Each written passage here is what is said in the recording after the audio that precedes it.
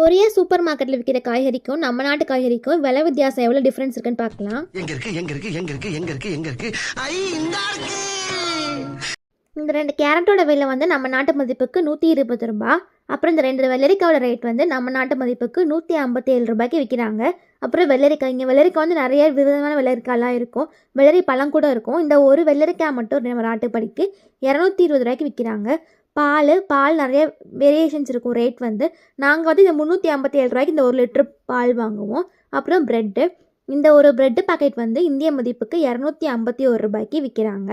அப்புறம் எண்ணெய், இந்த எண்ணெய் வந்து 1 லிட்டர் எண்ணெய், இதோட ரேட் வந்து 439 ரூபா.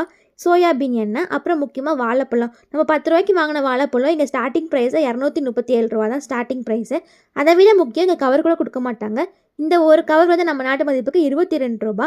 22 ரூபா கொடுத்தா தான் கவர் தருவாங்க. ஒரு வழியாக வாங்கிட்டு வீட்டுக்கு வந்தாச்சு.